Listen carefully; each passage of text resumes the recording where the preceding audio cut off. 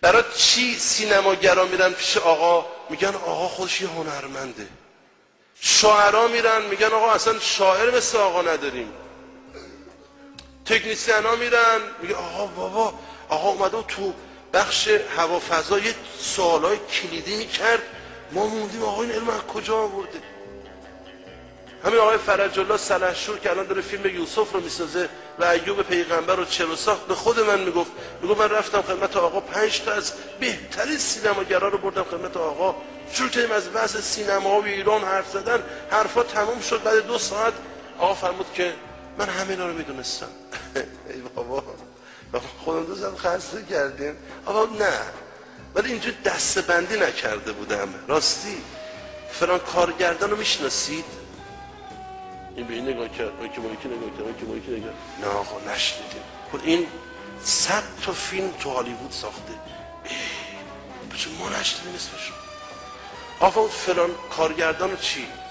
نه آقا من نمیشناسم. شما؟ نه شما هیچ کی نشنید.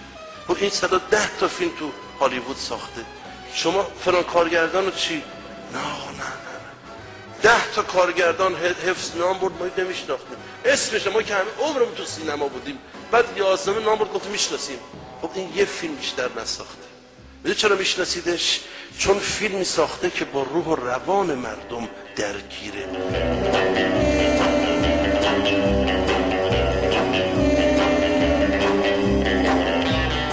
عرض به خدمتتون که مقام عظمای ولایت خودش یه پا آچار همه کاره است.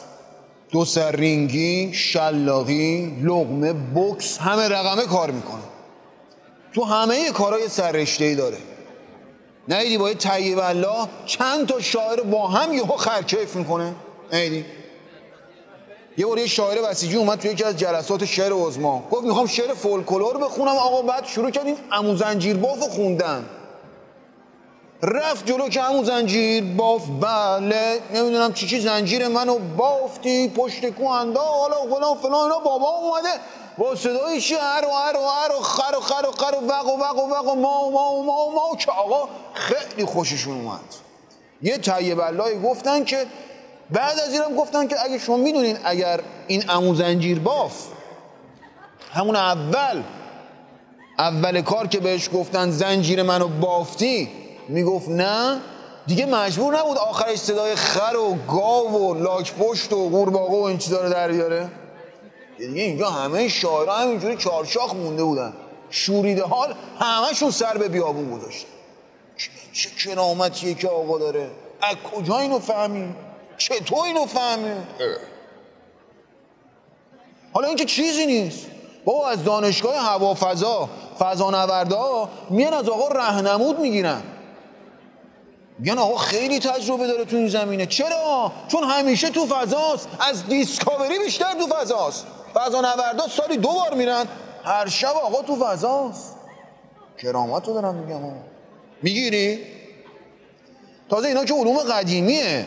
آقا در زمینه فناوری‌های جدید مثل نانو هم خیلی کار کرده. نانو رو دارم میگم. نانو پنیر، نانو گوجه، نانو خیار، نانو هندونه، نانو گردو. آقا هر روز از اینا به عنوان مزه استفاده میکنه. همه چی آقا جون، همه فناوری ها. شما در زمینه همین هسته‌ای ملاحظه کنید، در جریان نرمش قهرمانانشون آقا چه چنجینگی به خرج دادن. با یه فناوری آبسنگی رو تبدیل کردن به آبشنگولی. کرامت رو دارم میگم.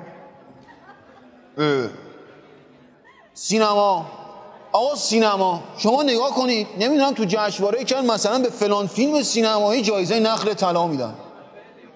آقا مقام عظمای ولایت سالهای پیش تو جشنواره کنسولوغون جایزه خشخاش طلایی رو گرفته. از همه جای دنیا هنرپیشه ها، کارگردانای جیگردار میان پیش آقا کسب فیض میکنن. همین هنرپیشه که نقش هند جگرخوار رو تو اون فیلم معروف بازی کرده بود، رسید خدمت مقام عظما. آقا گفت شما میدونستی هند جگرخوار یه خواهر داشته؟ طرف یه نگاه، خواهر داشته؟ اسمش چی بوده؟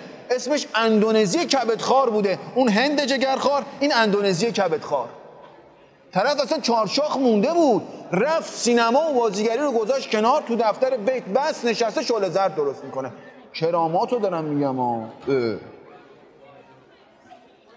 در زمینه علوم اجتماعی آقا همیشه آوانگارده، همیشه.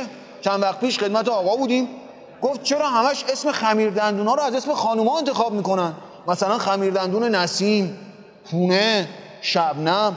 خب یه خمیردندون درست کنیم اسمشو بذاریم غلام، صفدر، اصغر. یه وقتی میری تو مغازه بگی من آقا غلام نعنایی میخواستم، که ما اصلا موندیم که آقا چه اهتمامی داره برای گرفتن حقوق مردان. آقا غلام نعنایی کرامت رو دارم میگم.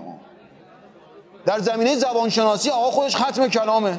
شما باورتون نمیشه زبون تموم حیوانات رو از بر بلده.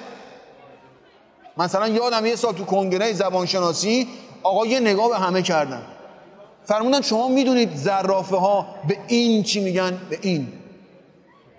زبانشناسا همه مونده بودن، مات، مبهوت، چیه؟